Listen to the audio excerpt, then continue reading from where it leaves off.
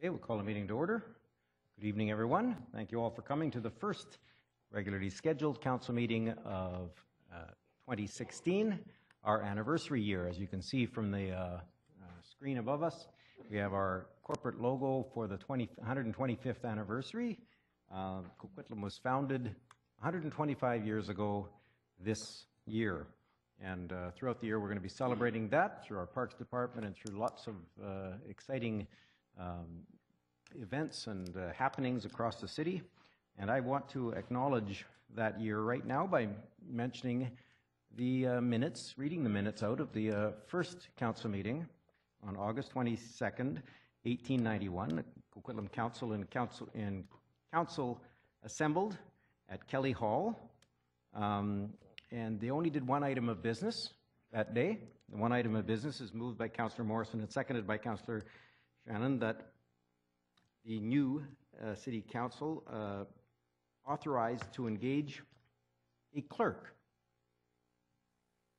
The salary not to exceed $50. So there's two things we can learn from the first meeting of this council, this city. We became enormously successful as a city, largely because the first thing we did was hire a clerk. Of course, obviously we're overpaying the current clerk a lot. So.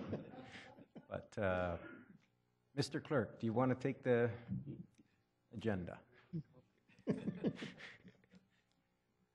I'll try to give $50 worth of service. Item 1 is minutes of the public hearing held on Monday, December 14th. Recommendation to approve. Moved by Councillor Hodge, seconded by Councillor O'Neill. All in favor? Opposed? Carried unanimously. Item 2 is minutes of the regular council meeting held on Monday, December 14th. Recommendation to approve. Moved by Councillor Towner, seconded by Councillor Marsden. All in favor? Opposed? Carried unanimously. There is a darkness in the potlight area above us.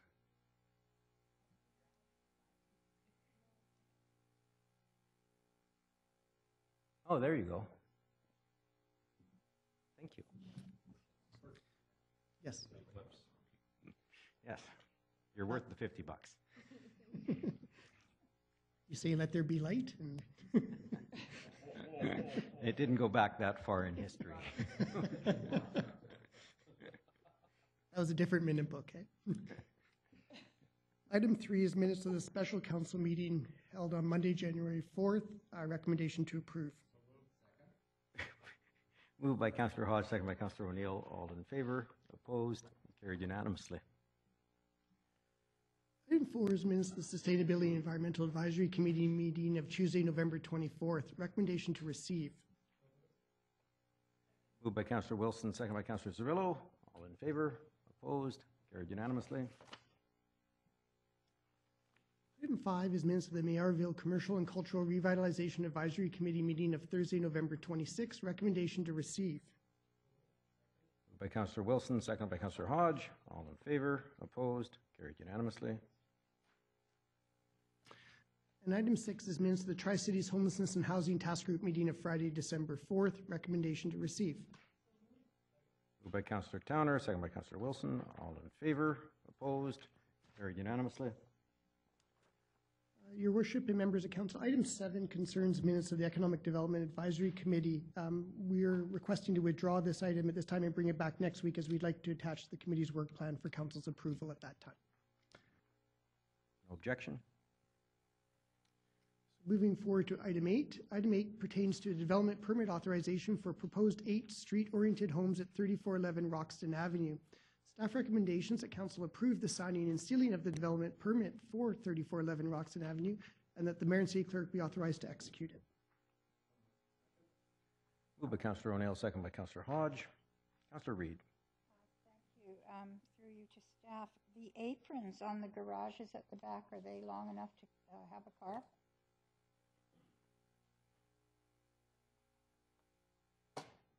I'm looking at attachment 7, but it doesn't tell me.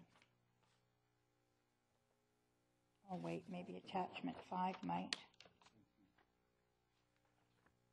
Short car.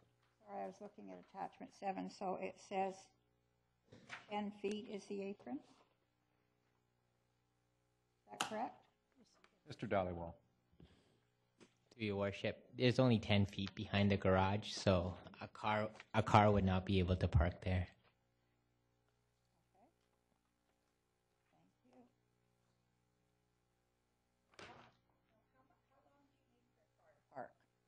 How long is this piece of string?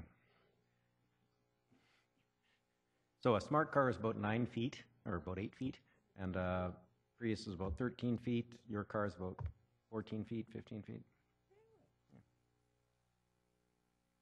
Well, I don't know why we wouldn't move them up then and allow more parking. Okay. Mr. McIntyre. Yes, Your Worship, thank you.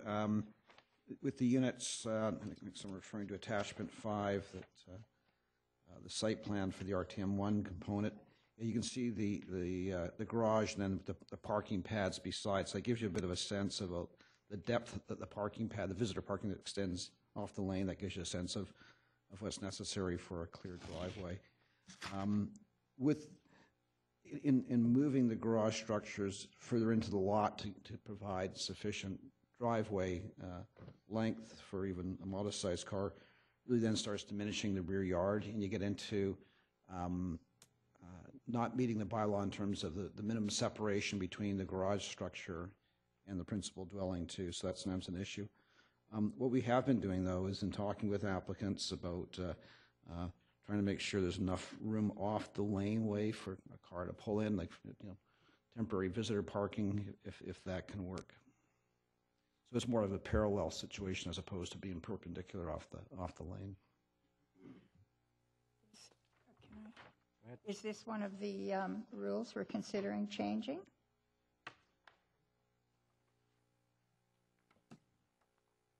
Through your worship, that is correct. We are exploring some changes to the RTM1 zone and setbacks off the lane for additional parking spaces. And how long is it going to take us to explore?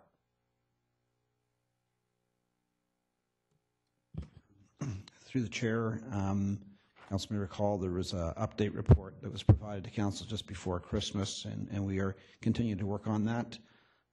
It's one of the top items on Michael's to-do list, and we're calling on other resources to help with that. So we will try to get back to Council as soon as we possibly can, within a month or two, I would suspect. Just as an offside then, why, I mean, would we be better not having separate garages, but just attaching them to the homes at the back? Would that not solve some of our problems?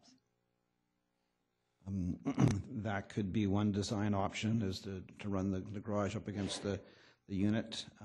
You then start losing your usable rear yard area as the alternative.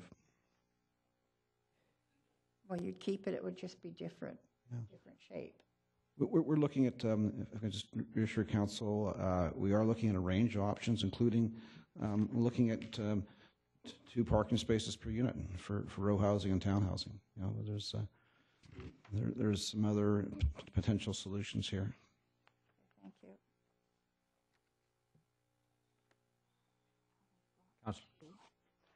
Councillor Wilson. Thanks. You just mentioned that you're looking at requiring 2 parking spots for this zone. Why do we only require 1 spot right now? Like on a townhouse complex, do we only require 1 parking spot per unit, or is it more? Seems to me usually we have more than 1 spot per unit. Through your worship, townhouse units require 1.5 spaces per unit. And the RTM1, when it was originally proposed, was going to be considered of a more urban type of townhouse fronting streets, and increasingly we've seen concerns about parking, and that's why we're revisiting the parking rate, the lower parking rate. Great. I think it's great that you've added the extra pad per unit, but I had the exact same concern as Councillor Reid in terms of the apron. You know, one of these units is 5 bedrooms. One is 4, and I think the rest are 3.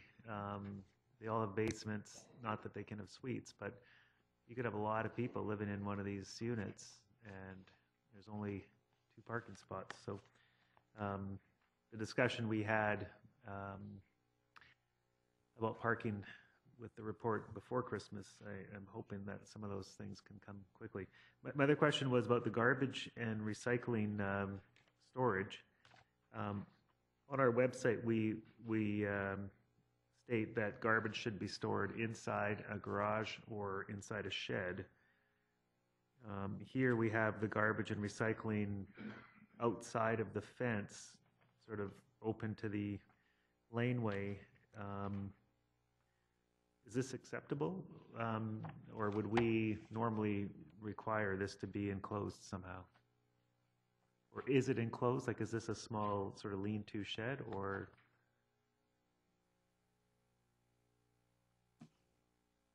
Through your worship, the garbage and recycling spaces can be located outside in townhouse projects, but we are also, as part of the parking study, looking at storage for garbage and recycling within garages and making allowances for that. Okay, thank you. Councillor Marsden? Thank you. I share some of the concerns that Councillors Reid and Wilson have just expressed with regards to the amount of parking, and I don't want to stress it over and over. So, do we? Again, I appreciate it's one of the top priorities. Do we have a timeline on when we might anticipate seeing a bylaw for revision?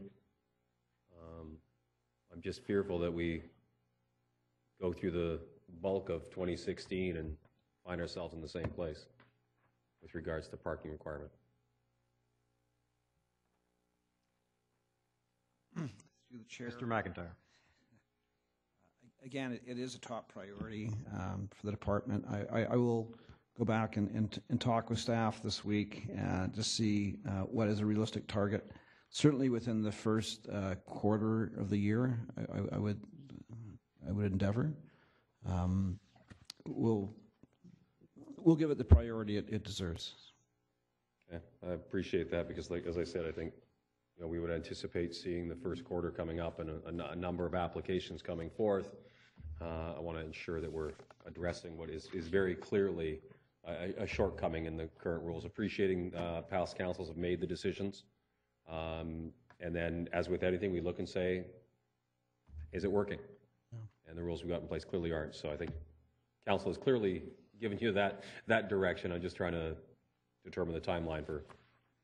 Again, through the chair, that priority setting is helpful. I'm just thinking that similar to some of the other major initiatives we've done, particularly the recent liquor license or liquor regulatory and bylaw review, we can get back with some options, some recommendations, but also we would be strongly suggesting that there be some consultation around this too, because there will be impacts on project design, project costs, and before we get too far down that path, I think we'd want to have an opportunity for the development community to comment, and also the broader public as well, and maybe some of the ideas we come back with.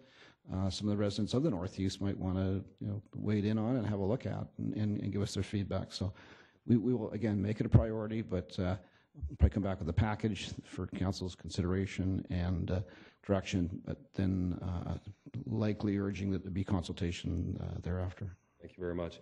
And last item, and this will pertain to this particular project, perhaps others across the city, as we start to look at these rear-loaded lots and the lanes. Can you share with me any information with regards to the lighting that might be in the lanes? Are they traditional 1960s lighting where it's non-existent? Are we doing anything back there? Are the developers expected to put motion sensors, something back? Again, from a crime and safety perspective, to have as much light back there as possible.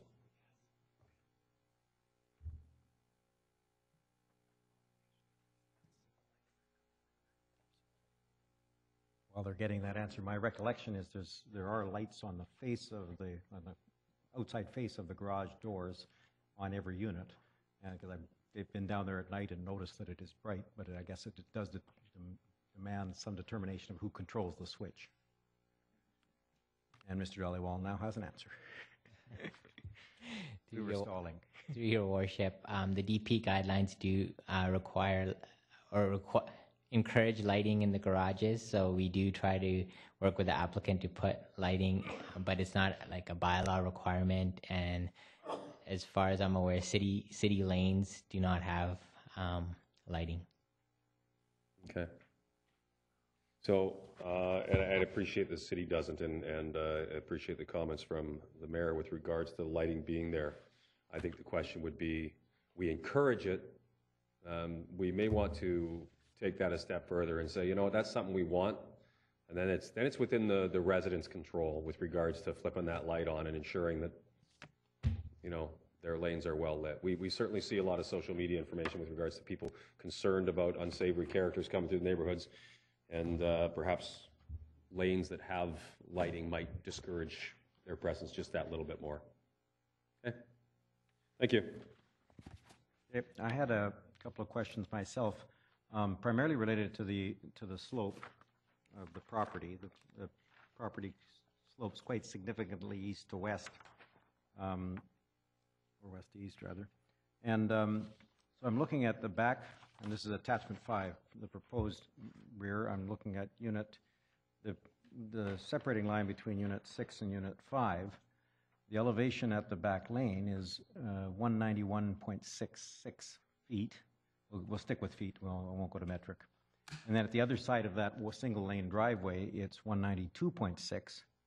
And at the other side of the visitors parking, it's 193.3. So essentially it slopes 20 inches over the course of that property, that townhouse unit.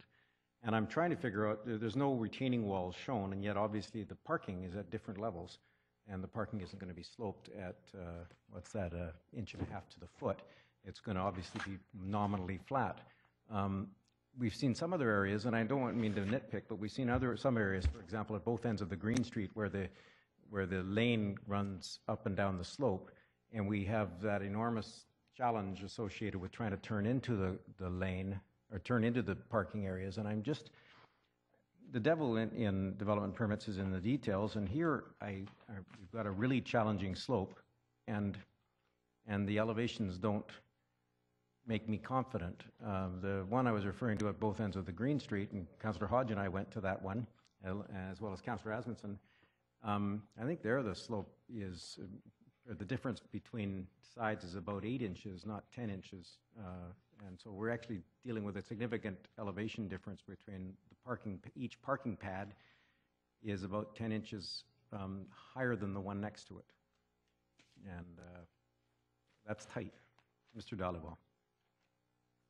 Your Worship, the double lines are kind of faint in between the visitor parking and the garage parking, but there are retaining walls along the lane.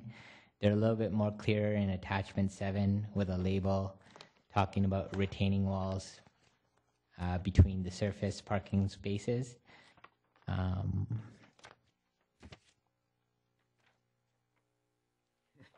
You think that's a little more clear? If we go in between unit 5 and 4 along the lane, there's a little note that says wood fence on retaining wall in between surface parking. I know it's very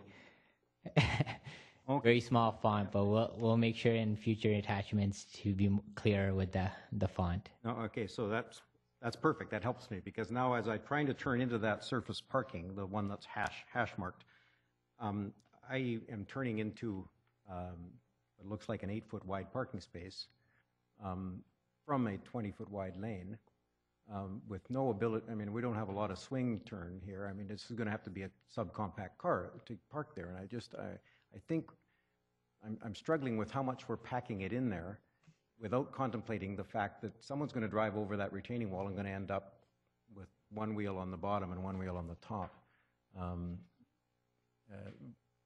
At least the retaining walls between the two parking spaces in the same unit. The other retaining wall you can't drive over because there's a fence on it, which makes it even more complicated to turn into. The existence of the fence makes it so you won't be able to swing a little bit over the retaining wall into the other parking space. Has anyone looked at, as like the traffic consultants contemplated this? I imagine everyone's going to be backing into their parking spaces because you can't go in head first. Through your worship, we can review this in detail prior to the issuance of building permit should council authorize the development permit at this time.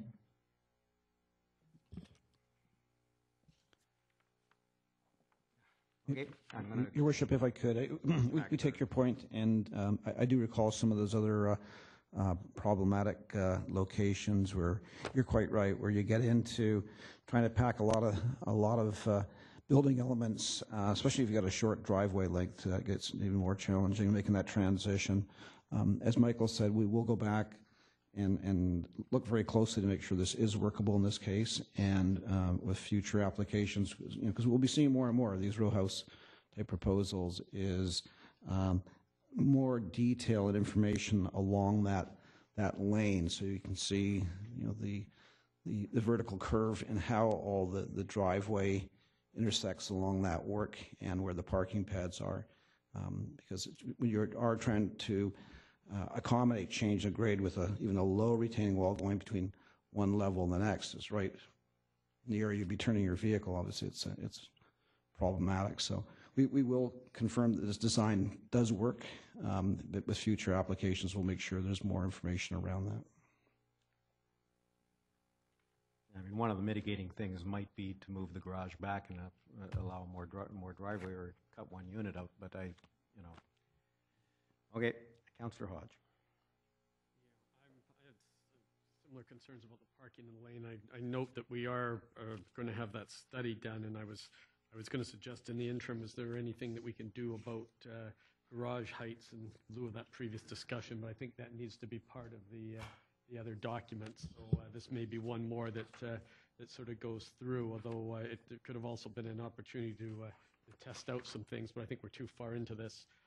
But on the lanes, Councillor Marsden raised the lighting point. One of the things that I've asked over the last few years is about addressing on lanes. And I can't remember if that was just a bylaw, something we do at the development permit, but why we don't put addresses on garages. So from the rear, we know which house we're at, particularly if we're going to encourage people to come and park in one of these spare spots as a visitor spot. You have no idea which house is 1342 at the back when you get there.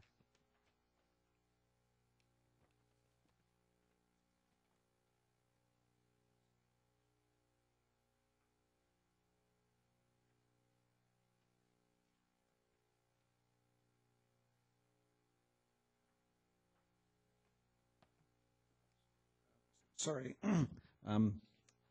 Yes, I recall there was that discussion about addressing on the lanes on the Green Street projects, since that was really the entrance that people came to with a vehicle. In this instance here, there'd still be addressed off of Roxton as well. You can't put an address at front and back. It's $10 worth of material, but it's so much easier if the developer just does it when he's doing all, and then we have it and probably there for the next 40 years. But I'll just draw attention to it again. I just think that that's something as we're doing more and more lanes in Burke Mountain with parking at the back, that and pick up at the back, and a whole lot of other things that are happening there, that would really make an emergency services. I know fire usually comes in the front, but I remember doing a police ride along 2 years ago, and the officer was trying to figure out if he's behind the right house, and the officer in the front's trying to describe what the front of the house looks like, and it would have been so much easier with an address on that back garage. Yeah. A fair point. We do have another study that's underway right now looking at addressing, because actually we're running into some challenges with addressing in northeast Coquitlam, running out of numbers, so you believe it. So we are doing some work on that. It's one of these off the corner of the desk type of projects, but I will ask that group to have a look at that question. Okay, thank you. Thank you. Councillor Zerillo. Thank you. I just wanted to step back and ask, why does the DP come to council? What are we looking for when we see this DP? Like, why would we deny this, approve this if the zoning's already done? Like, what is our role on the DP decision? Through your worship, Mr. Dhaliwal. with development permits, not to speak for council, but it's generally you'd be looking at the form and character of the development. Does it fit the character of the neighborhood? Does it meet our DP guidelines? Are there design suggestions that could improve the project? Ultimately, we're seeking authorization of the design that we're bringing forward. Okay, I appreciate that. Thank you. I'm focused on the character piece right now then. Okay, so I just had a few questions. Councillor Wilson kind of alluded to it. Are there basements in these?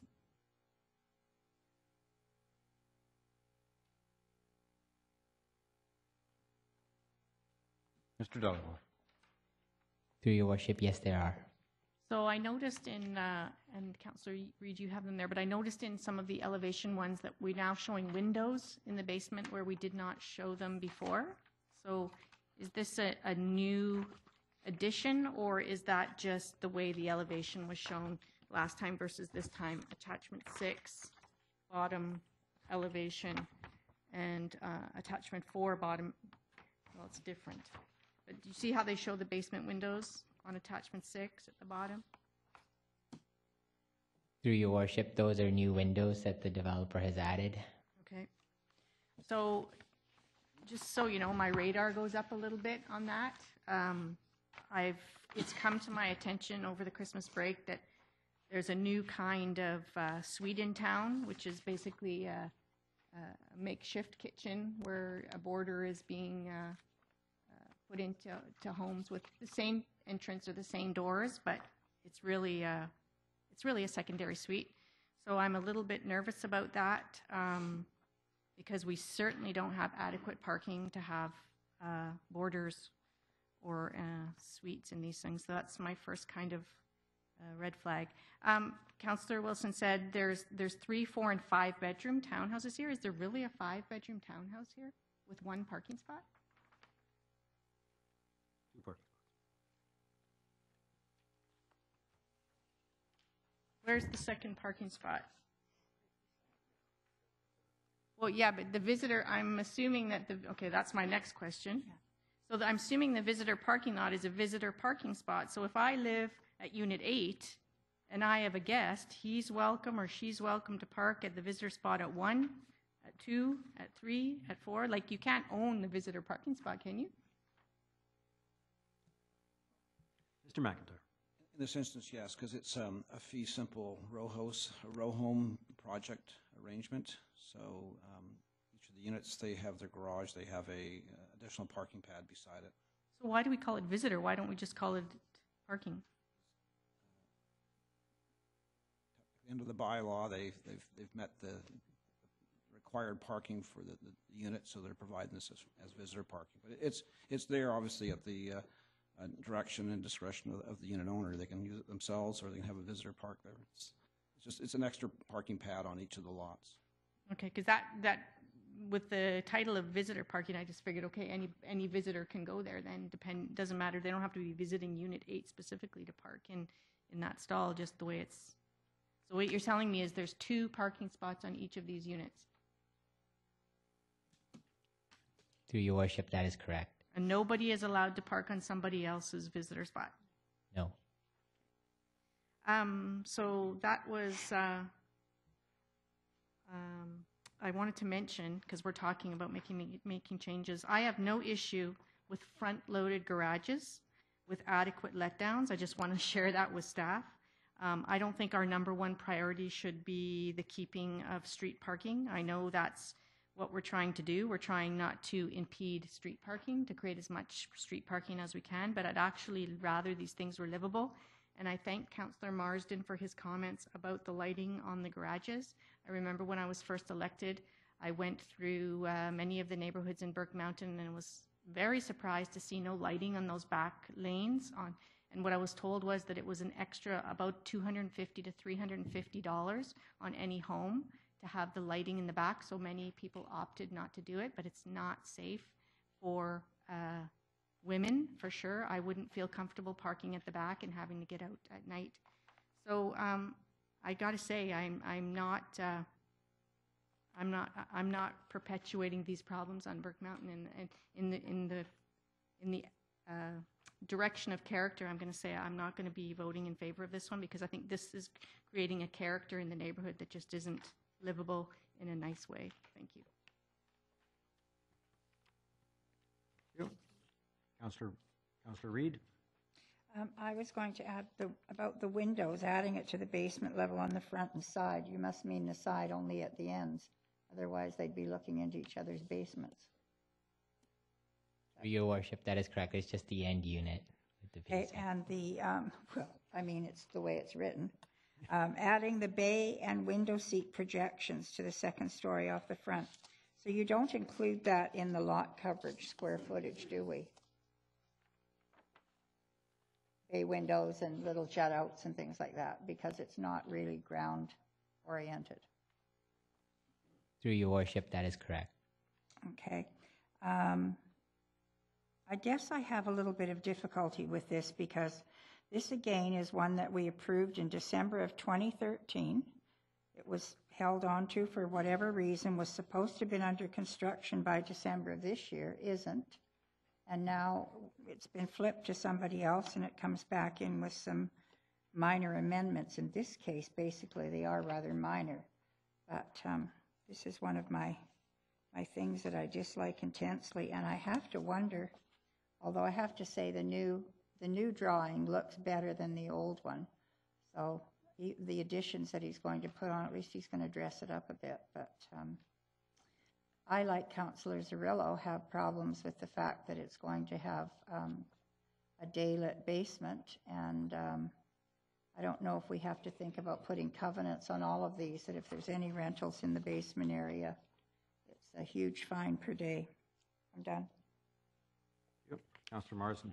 Thank you. I think Councillor Reid has just taken a little bit of my thunder. I neglected to confirm that the RTM ones do not allow suites.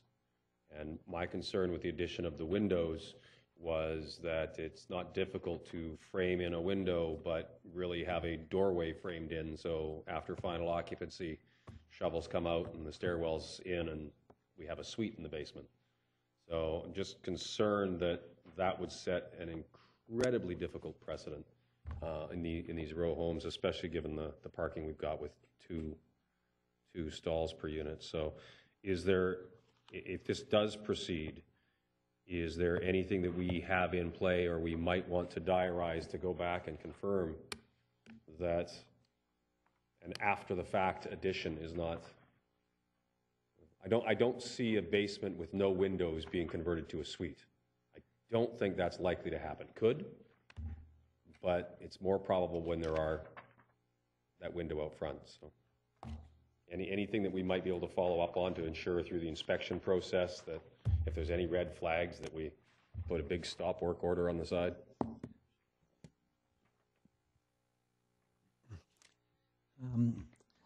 Through the chair, during the, presuming that the development permit is authorized for issuance by council, through the building permit review process, there's just those things that they look for.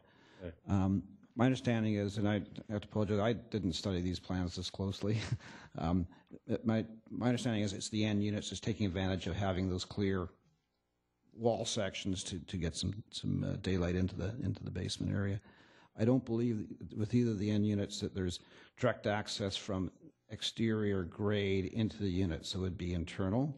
So now you're into a more complicated, not impossible, but a little more difficult in converting a window, cutting out a My concern is the exterior access. Yeah, the exterior access is, so that's one of the ways that we, particularly, council remember that some of the housing choices projects where there's been a little bit of this concern as well. We've been very closely watching that and strongly recommending the design not provide for that external access to the basement. And more often than not, the developer has no intention of that be converted to a secondary unit complies. And so we'll watch that through this process here. Okay, thank you. Okay, so technically, this expired because as of December 2nd, there was no permit to go ahead. Is that not correct? So technically, we could, I mean, it's expired, so we're just doing this as to try and get things going and make it easier on the applicant. So in that case, why can we not put a covenant on this, that there's no suites? I mean, it's expired now, so if he wants us to go ahead, that's the only way I'm going ahead, so. If he wants the windows, then that's going to be what I would. And so we can do it because we're not dealing just with the DVP, we're dealing with an expired application. Mr. McIntyre. Certainly, if that's council's direction, we can follow through that step. Okay, thank you. Second. Oh, Michael's got something.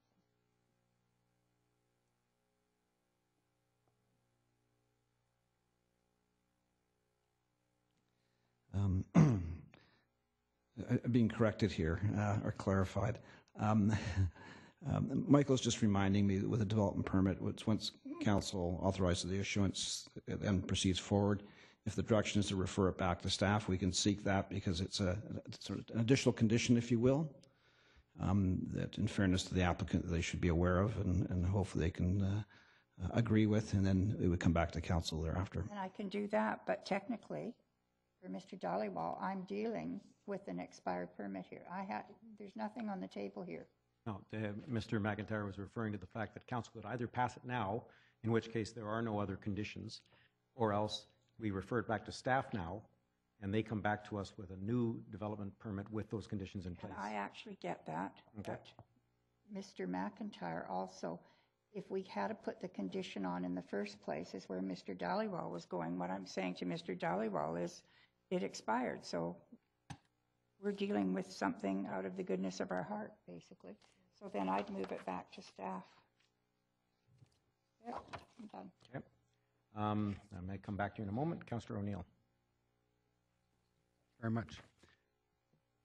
If it does get referred back to staff for suggested changes in dealing with the developer, then how difficult would it be to have the garages moved closer to the individual units, losing some lawn, but then creating a parkable concrete apron between the lane and the garage? Is that a huge issue at this stage? I mean, that seems to be what council wants here, and that would be a simple solution. And it may well be that, so you get an extra parking space behind. Is that something that could be done? I'm not recommending it. I'm just trying to get information here. If it is going to be put back for tweaks, how about that tweak? Through the chair, that's a little more substantial because these are sloping sites. Now you're getting into grading. That may impact in the location and height of retaining walls.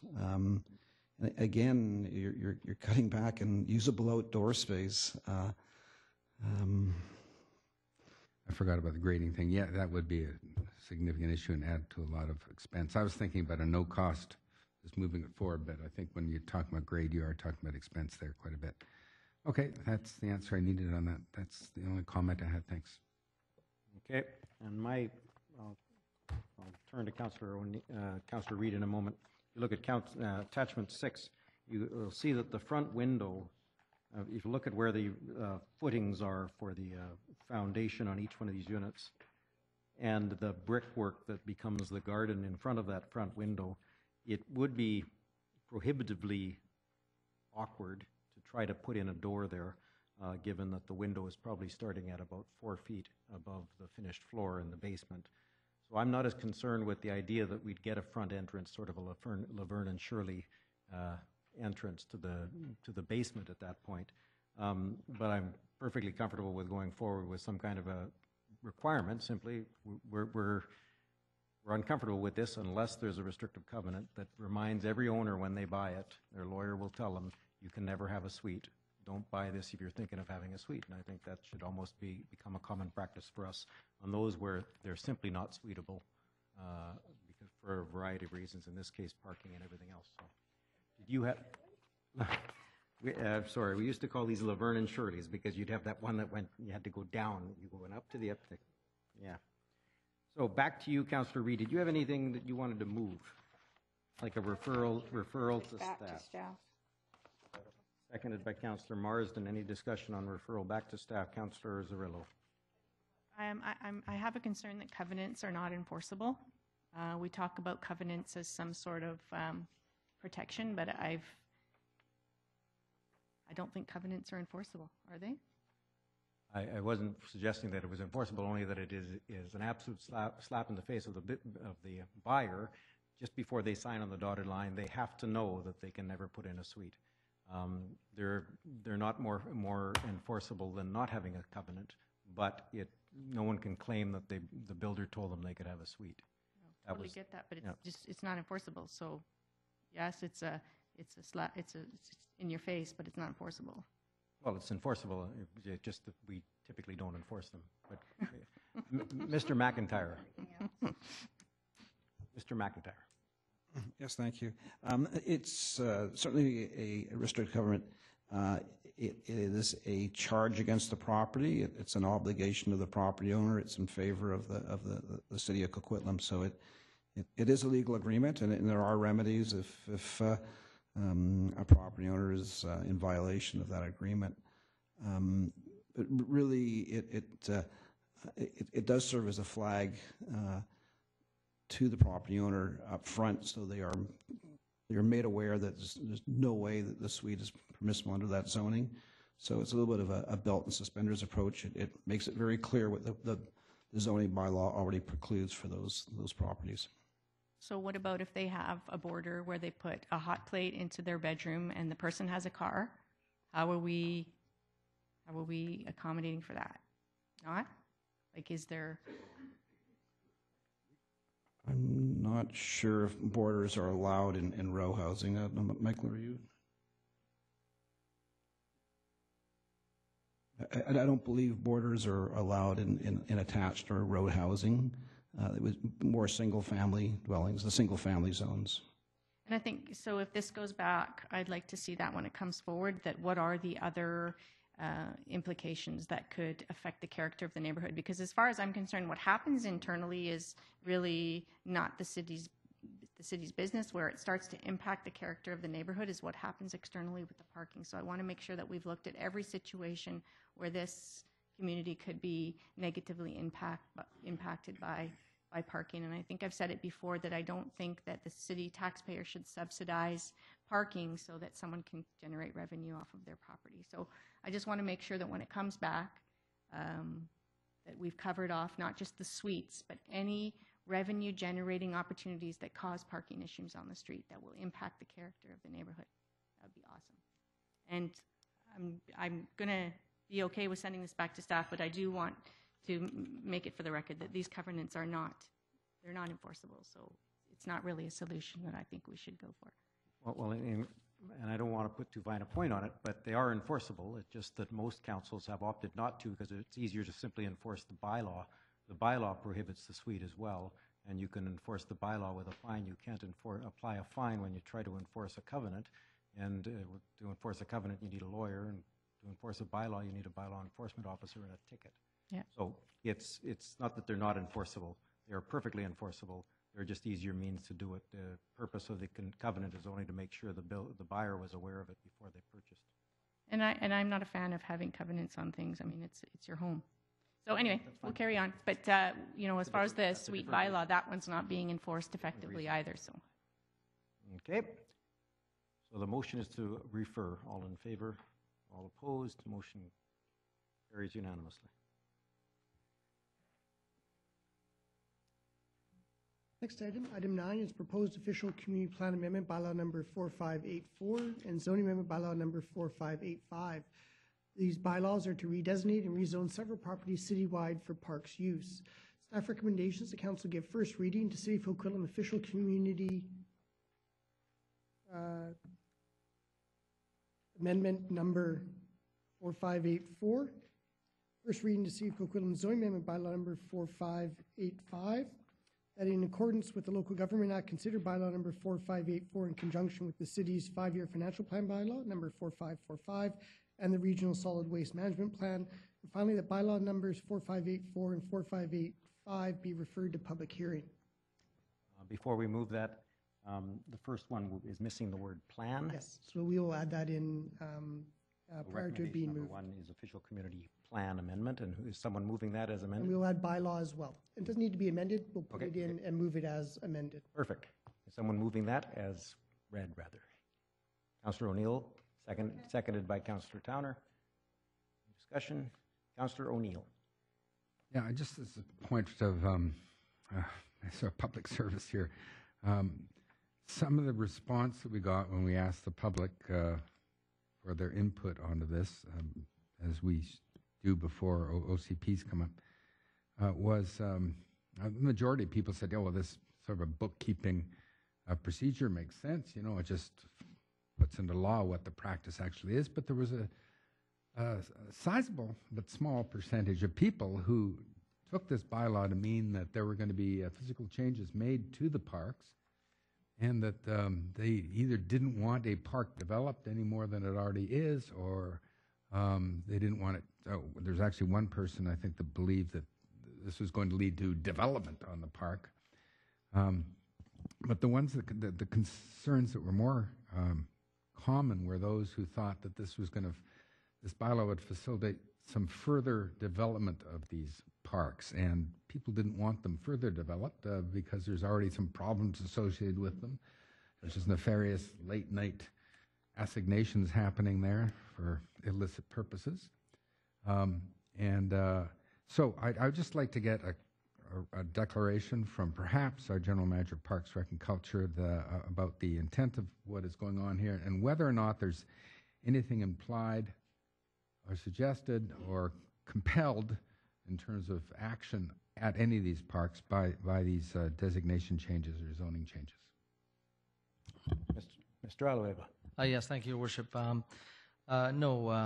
I appreciate that being raised. Obviously, our department has taken note of all the comments received. I can assure you and assure council and the community that this is a housekeeping item. This is really to bring into line the regulations pertaining to all these parks.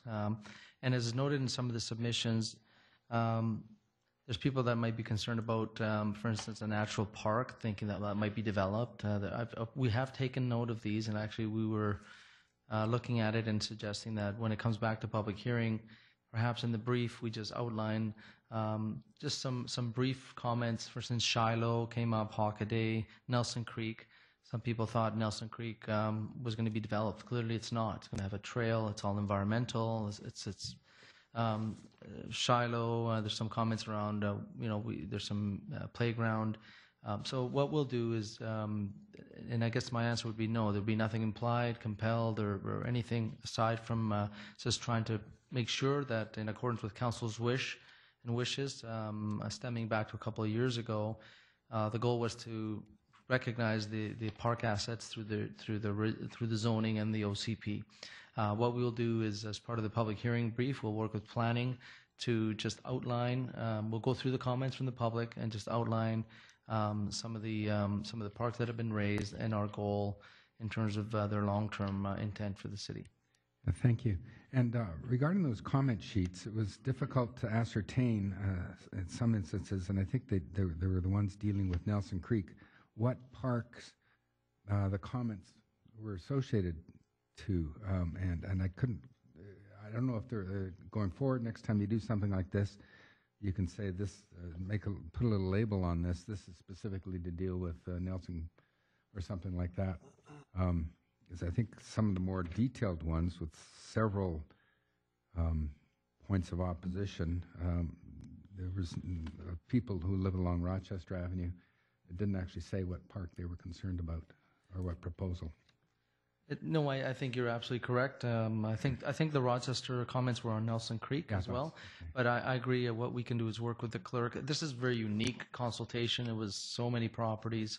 I did the same thing as you did, Councillor O'Neill, is label every single one and trying to figure out which park it was. But what we will do is we will work with the clerk to just try and get perhaps some labeling of what these comments are per each park site. But for the public hearing, we will follow up with a brief description on the public hearing brief on any of the parks that have been raised, just to clarify the situation for the public. Thank you. And one more comment. This whole issue did precipitate my first visit to Shiloh Park. I decided I better find out where this is and what it looks like, because I'd never been there. And it's a nice little neighborhood park. Thanks.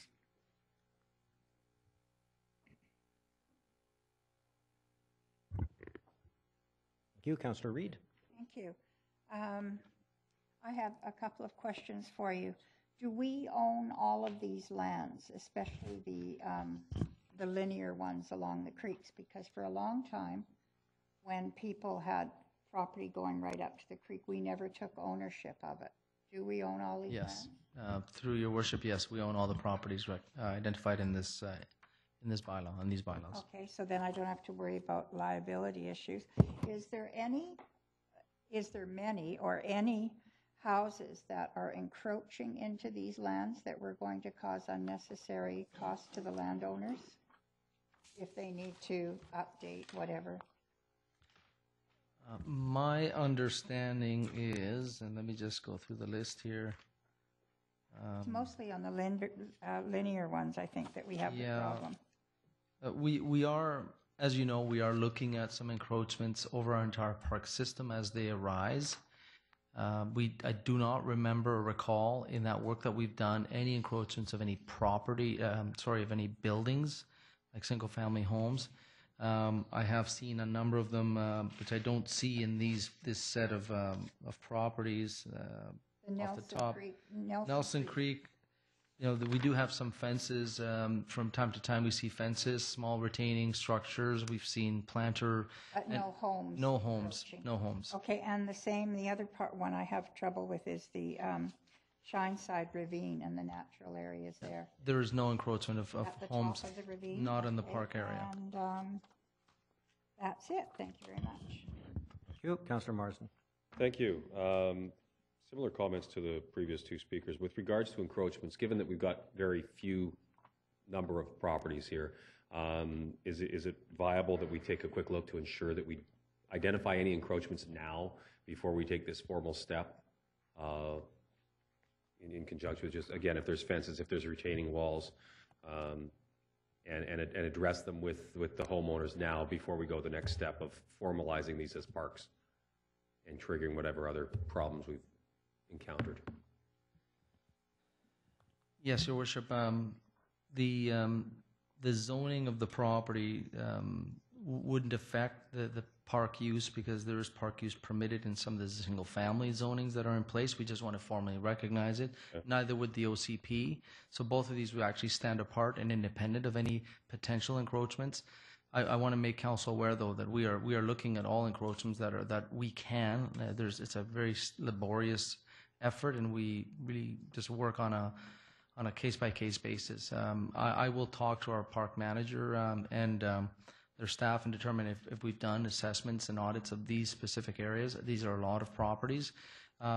The smaller tot lots and existing pre-established parks, there's no issue there. Yeah. It would only be in the ones that I think have been raised by Councillor Reid and yourself, more than the creek areas. We'll do a quick review and see if any issues pop up, and if they do, we'll bring that forward to the public hearing as part of the brief, or verbally at that time. The ones that jumped out when I looked at Google Earth, I didn't see anything, but Thomas to Lester, Quadling, yep. Through that linear piece would be a concern. I noted a similar comment to Councillor O'Neill with regards to expectations that some people will now say, okay, if it's going to be a park, now this is what I want. So if we can ensure, as you said, we come out to public hearing, let people know that this is what you see is what you get, that unless it's in the parks plan for the next 5, 10, 15 years, we're not seeing anything significant. There's these changes, there's no additional cost, annual operating costs associated with the heightened levels of maintenance that we require? No, Your Worship, no, none at all. Again, these are all existing park assets. We just really want to formally recognize them legally in every aspect for that purpose. But we maintain these parks, and we would maintain the same level as they are today. Okay. And along that same vein, I know the report says that there's no immediate financial impacts of this report. And this is something I'd made comment on last year. I anticipate I'll be doing it a lot this year, is I really want to see what the financial impacts are. So when we look at here, I look specifically item 10, the Cottonwood. We're dealing with 5 properties, appreciating we've acquired them, and now formally dedicating them as park. There is a financial component there. Yes, we've spent the money, but if we've got 5 lots with a value of, $800,000 a piece in the Cottonwood area, that's the city is knowingly contributing $4 million towards park space. Again, the purchase has been made, but I think when we see the reports, it's important that we draw that out. Okay. Just it speaks to our residents to the fact that yes, we are making a financial commitment to delivering the services that they've asked for. Okay. All right. Thank you. Thank you, Councillor Zerillo. Thank you. Well, it's always nice to have parkland defined, so I appreciate that. My question is on the civic institutional. I just wanted to understand what is our plan for those few that we decided not to zone park but to zone civic institutional. Why did we choose to go civic institutional? I'm sorry. Primarily the P5 versus P1, I think that's your question. P5 typically is the environmental, riparian, natural parks. The regular parks, like the tot lots and the active park, is typically P1. So that's really more around the type of park that we're talking about. Okay, so why does it say civic institutional then? That's really just the name of the zone. It's just, the zoning bylaw is quite high level. It's generic, and that's it does cover a range of potential uses. But rest assured, some of these small active parks that we would not be looking for those to contain any buildings or large facilities. So obviously, that would not be possible in many of these parks. But that was really the distinction. It's really just a historic zoning convention. So as part of the public hearing document or as part of the next report, could we please get a different definition of what's under the P1 and what's under the P5? That'd be awesome. Yes, that's what I would do is the zones are available for viewing for the public, but what I could do is certainly clarify the city's intent that the P1 zone is the purpose for which it's used by parks, and the fact that these parks noted here would not be designated for any kind of building or structures. They would simply be recognizing historical zoning. So I will raise that in the public hearing as well. Yeah, because I'd like to know absolutely everything that can be on civic institutional, so we know what could possibly come. That'd be awesome. Thank you. Councillor Towner? Thank you. As I was reading through this report, I understood its intent, and I made a note that I thought it was a great idea to not put up the public hearing signs on all of the properties, and because to avoid confusion for residents. But then when I read all of the input, I thought, well, there's definitely some confusion out there. So just to add to what Councillor O'Neill said, I was just wondering if, because this is mainly housekeeping, if the wording can be adjusted so it's really clear to residents, so we don't have a full council and people are emailing in and coming up to speak at the mic and they're all concerned with losing their park or expecting development on a park. And it just shocked me that some of the input on this, people didn't really understand. Most of those input forms came from letters that were sent directly to 100 meters within those properties. So the same properties will be the same ones notified as part of the public hearing process. So there's already, I would assume, some degree of understanding, and the ad for the public hearing will say it's simply to zone existing park uses as park. So there will be no one who didn't receive a letter the first time would receive a letter this time. Right, okay. But I do believe, and not only do we not have enough signs, but I think putting up a sign on a park saying this is the subject of a public hearing would cause just extreme amounts of alarm. So we made a conscious decision to not proceed in that manner, and I think that is the right one for the community. Oh, definitely. No, I agree that it was a great idea not to put the signs up. I think that would have caused a ton of confusion. Because just with the letter, and I haven't read the wording of the letter, but that still caused some confusion. I just don't want people to be alarmed. Yeah, I think with some of the feedback received, it was about people, was about the use taking place on the land area. And I think it was their opportunity to provide feedback or to ask for additional amenities or other such things. So sometimes when you reach out to hundreds, you get different responses back. Thank you. And yet, well, my comment would be that that was some of the letters. Some of the comments are, these are the things we'd like to see in this park, but some of them were, no, please don't change it. We want it to stay as a park. And I'm looking at Ms. Chang. But we would have sent out hundreds and hundreds and hundreds of letters. So. I get that, and Ms. Chang got the impression our neighborhood is fights against that Blue Jay Park developed to a property because it's the only park we have. And so obviously we're going to have to be way more specific with our letter or something so that... I guess I don't take it that. I think if we sent out hundreds and we only got a few, the message was received by many people, would it not? Okay. I'm just, this person clearly was fighting against what we weren't trying to do. And typically when we get something at a public hearing, we know there's 10 people that feel that way and didn't come to the public hearing. Absolutely. So we'll review our letters and make sure that it's made clear and that this is simply a process of legalizing or properly documenting Formalizing, yeah. the park use that is already in place, and the city has no other intentions but to proceed in that manner. I appreciate that, and I know you will do that because I don't want anyone to be confused or have angst because of this. Mr. Alweber. Yes, thank you. And I also want to note, as per the procedures in the public hearing, there would be a bylaw presented. There'd be a description of the bylaw.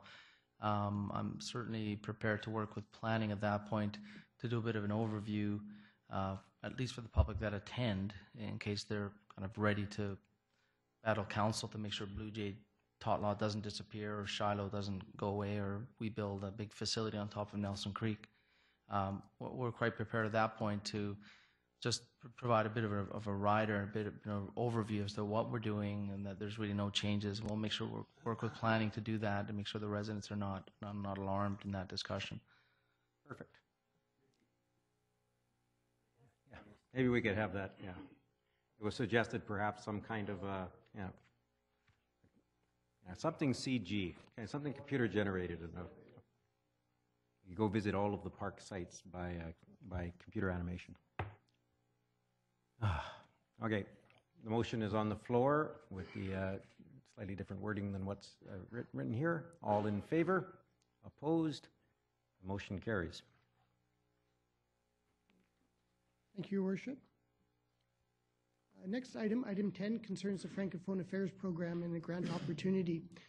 Staff recommendations that Council direct staff to proceed with 2 project submissions to the Francophone Affairs Program for grant funding from that organization as proposed by the Maillardville Commercial and Cultural Revitalization Committee at its November 26, 2015 meeting.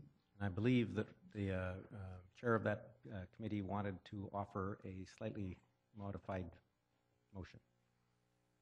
Mr. Wilson. Yes, Councillor Wilson. I'm quite honored to be the chair of this advisory committee, and we're very excited about these 2 projects. And I want to thank to the people representing those projects for coming out tonight. However, I do realize that the second project, we just need to do a little bit more work on in our committee, and so I'd like to suggest that Council direct staff to proceed with a production workshop submission to the program for grant funding. I'll take that as a motion. Yes, please. Seconded by Councillor Reid. Anything further, Councillor Wilson? And then we would work as a committee and with staff on the terms of reference for the second project, which is a needs assessment for the Société Francophone. Parfait. Councillor Zerillo. So we are also planning on going ahead with Project 2. We just want to refine the terms of reference, correct? Create the terms. Okay.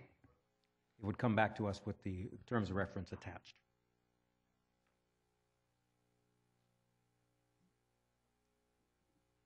You good? Okay. So the motion's on the floor. All in favor?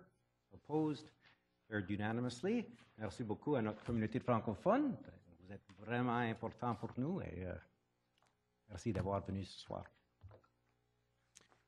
Your Worship, that's the last formal item on this agenda. That's moved by Councillor O'Neill to adjourn, seconded by Councillor Towner. All in favor? All opposed? Carried unanimously. Today we recognize National Day for the recognition of the human trafficking, which is an issue across North America, across the world. About 30 million people have been sold into slavery, so let's keep it in mind. The beginning of our question period, we have up to 15 minutes of questions from the audience on tonight's agenda. Any questions from the audience on items from tonight's agenda? Any questions from the audience on items from tonight's agenda? Any questions at all? Seeing none, thank you all for coming.